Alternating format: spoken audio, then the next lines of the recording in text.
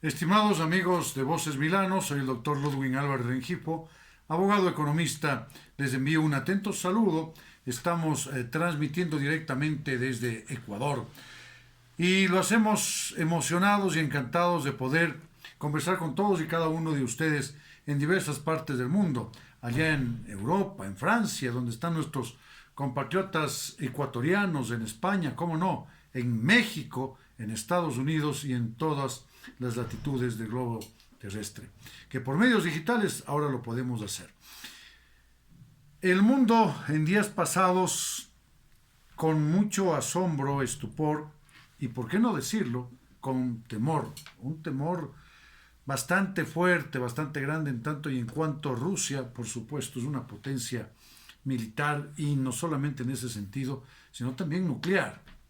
Entonces, aparentemente Occidente, sobre la batuta de los Estados Unidos de Norteamérica y supuestamente previo conocimiento, según dicen la CNN y The Washington Post, habría conocido el presidente Putin de Rusia acerca de que efectivamente se estaba dando en la frontera sur de Rusia, directamente en la frontera que conecta con Ucrania, por parte del grupo Wagner, que a la cabeza desde luego está Yevgeny Prigozhin, un problema de inconmensurables dimensiones que a la postre pasaría su factura.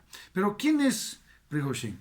Prigozhin es conocido en Rusia como el famoso chef de Putin y ahora está catalogado como el mayor traidor de Rusia. Sucede que el ejército ruso no hace efectivamente todo lo que el Kremlin quisiera. Entonces, ¿qué es lo que utiliza? No solamente Rusia, sino muchísimos países como Estados Unidos emplean, en este caso, a mercenarios. Pero Prigozhin, ¿de dónde sale? Se conocen con Putin por allá, por la década de los 90 y se convierte en un oligarca millonario en atención a los servicios de catering que demandaba el gobierno ruso. Fíjense. Y poco a poco va avanzando hasta que se inmiscuye en los problemas de orden militar y Rusia le contrata para que éste haga determinados, entre comillas, trabajitos. Este grupo Wagner, conocido por tener esta empresa dentro de sus filas a personas extremadamente despiadadas, a mercenarios. ¿Qué son los mercenarios? Que bueno, apuestan su vida, de hecho son muy valientes, por supuesto, pero apuestan su vida por dinero, no por patria, no por la familia, no por Dios, no, simplemente por dinero. Entonces su Dios efectivamente es el dinero. Y la CNN rescata que lo ha venido siguiendo a este grupo Wagner en países en países africanos del continente de dicho nombre.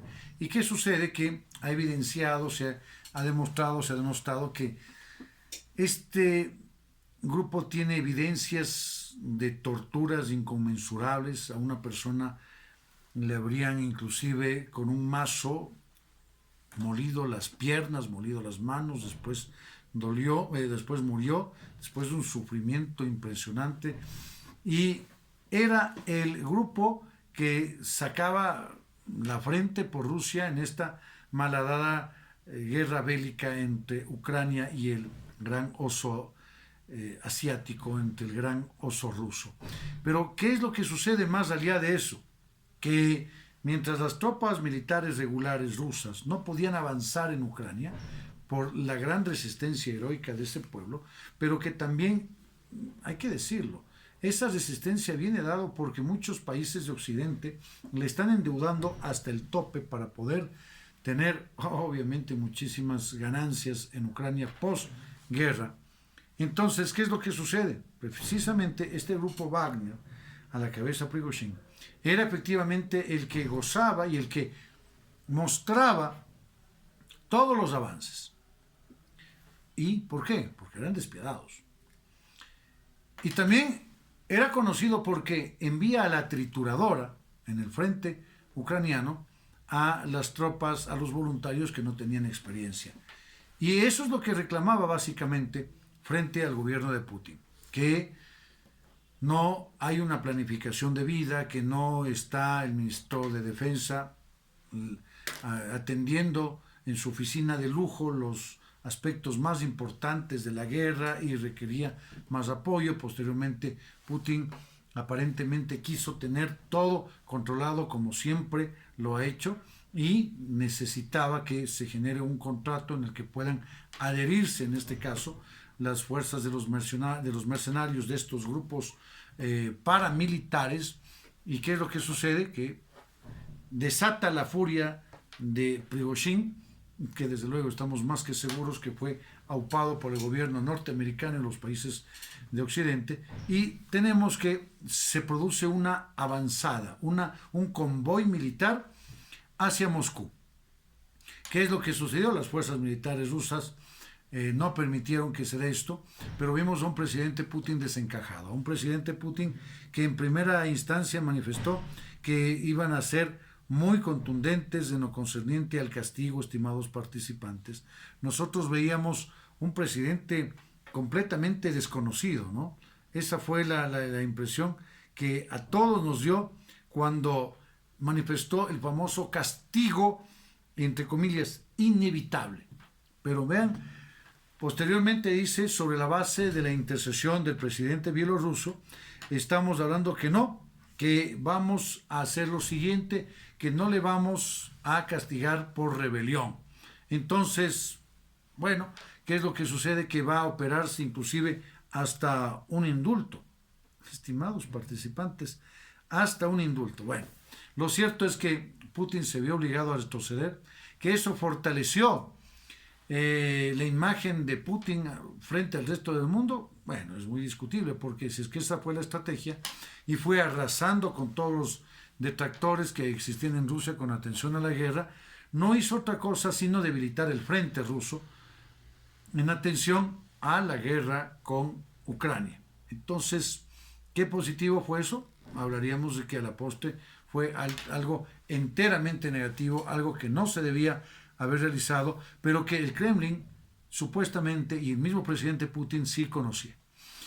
Lo que se evidencia de esto es una cosa: la práctica a la que llegan en este caso los países para lograr tener esta famosa multilateralidad, esta famosa tripolaridad, en la cual ya no hablaríamos solamente de Estados Unidos en el concierto internacional mundial, sino que también hablamos de Rusia, hablamos de China, hablamos de India, posiblemente hablar de Brasil y desde luego de Sudáfrica.